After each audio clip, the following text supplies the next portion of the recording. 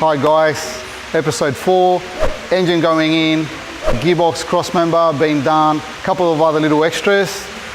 So stay tuned.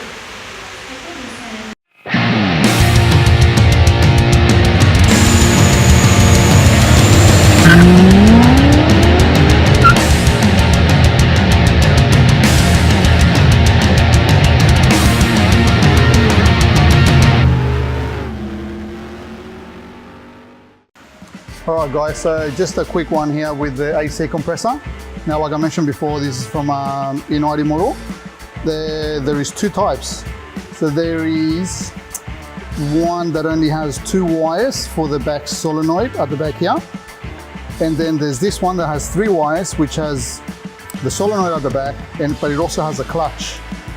The other one doesn't have a clutch. It is constantly driven by the pulley, but it is controlled by the solenoid in the back here.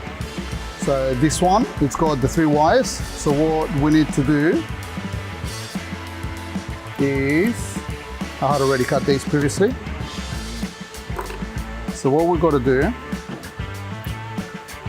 with this wiring,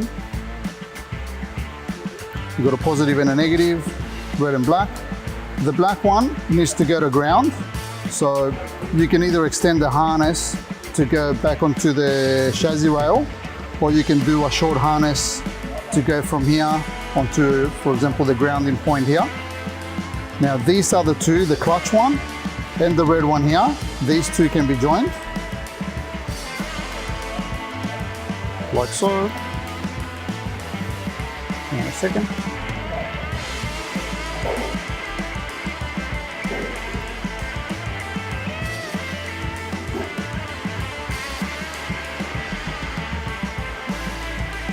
We're going to extend this black one so it reaches the ground point there. And then for this,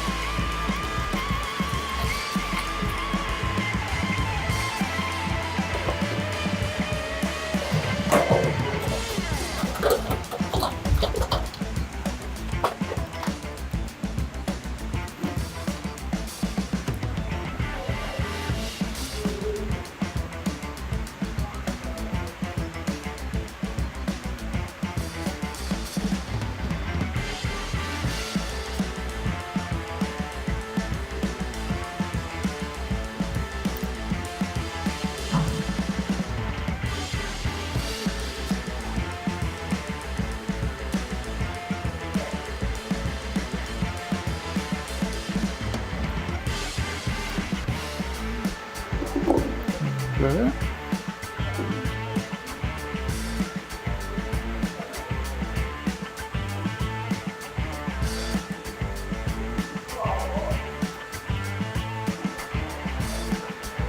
And that's it, that one will stay there.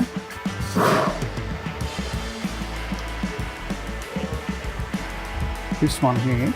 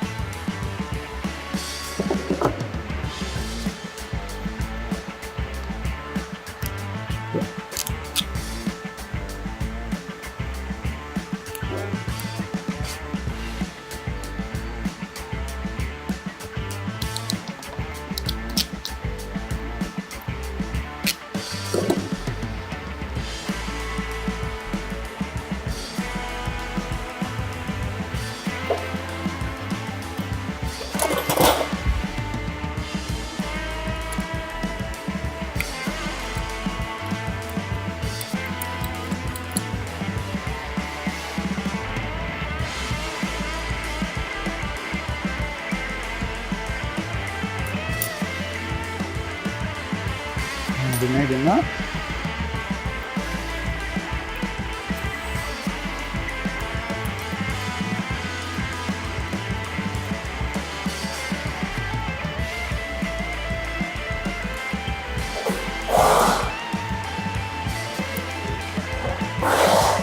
Okay, so that's it there.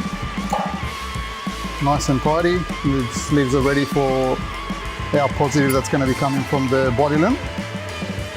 And that'll operate the clutch. Nice and easy.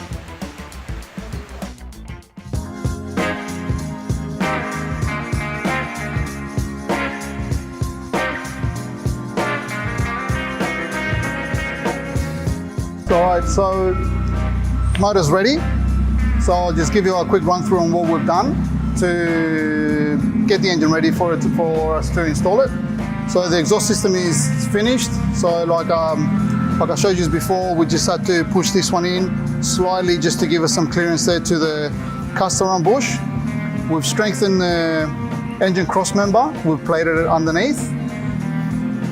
What else we've got? We've got the E30 steering rack. It still needs to be aligned, adjusted to pull away from the exhaust. We do that once it's in the car so we know the exact engine position. We've got the AC compressor that we've prepped the wiring for already. We've got our drive belts here, ready installed. Over here, we've got oil cooler adapter. So you will see this in a later episode, how we go about doing the lines and where we're going to mount the oil cooler and the size and the specs. Dipstick's done there, it's installed. This will be coming off once it's in there for us to do the wiring and other adjustments while it's in there, but just for the sake of fabricating the dipstick on the bench, it's a lot easier than doing it on the car. So that's done and finished. What else have we got? Well, 6-speed gearbox, lightened flywheel and clutch inside there. Engine wise, we have, as you have seen in a little bit earlier on the videos, we have done the bearings. That's just for us with the S54, especially if it's unknown conditions, we do a full inspection and without question we replace the bearings. It's just a good habit of doing that, especially with these motors, high revving engines. So that's been done. We've checked our valve clearances and yeah, so motor's all good to go. So our good old mate Carl here is going to give us a hand to get it under there.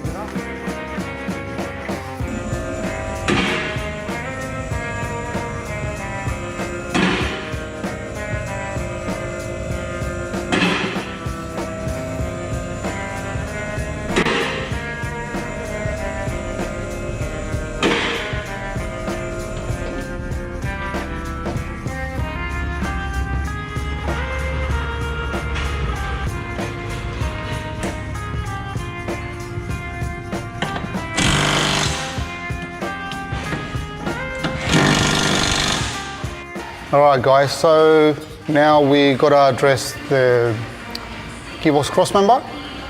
So as you can see, just in the position where this sits here, it doesn't quite line up with the mounting slots from the factory crossmember. So on both sides it just sits right in the middle where you got to know where to mount it. So we've got to come up with a mount solution. And this is our kit. So obviously because we are here, we keep them in we keep them in pieces, but we'll put them together if one needs to be sent out. So we'll just show you how this will go together.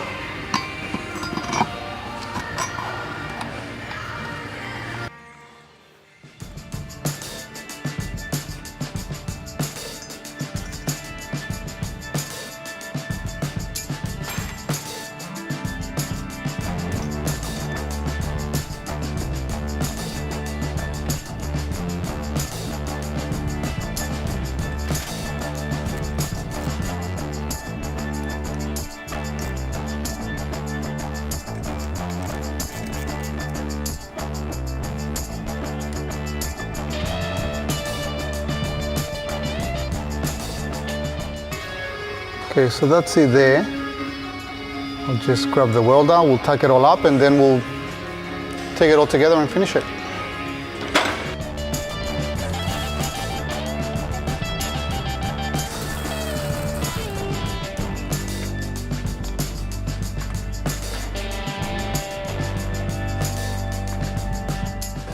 Okay, so that's tucked in place.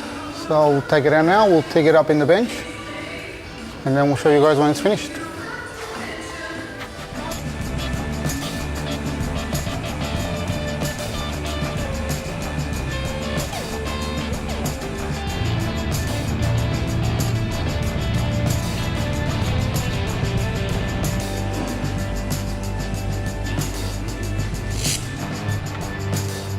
Alright guys, so this is the cross member, it's finished.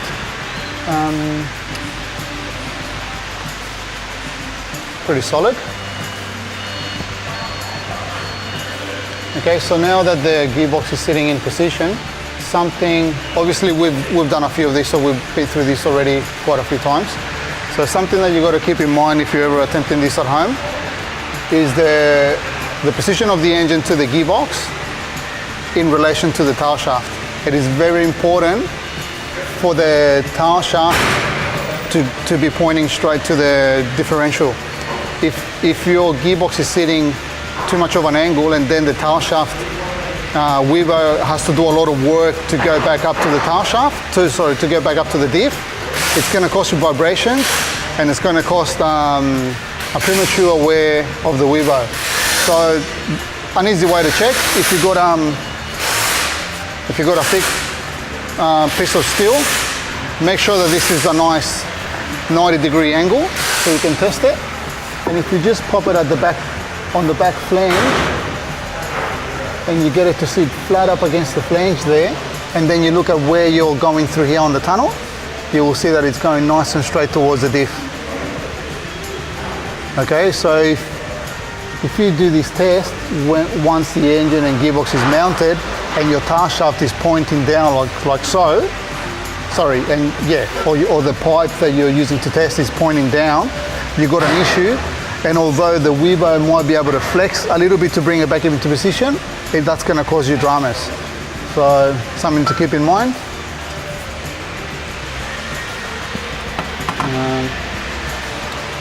And that's it. Stay tuned for the next episode. There's going to be a lot of little bits and pieces now that a lot of the big things have been done. There's only a couple of big things left that we can cover in one episode, but we're going to try and squash a lot of the little stuff, a lot of the fiddly stuff together in one episode for you, just so you can see that it's not really just a drop engine in, turnkey. There's actually a lot of stuff that needs to be prepped and be done before we can get to that stage. So yeah, stay tuned.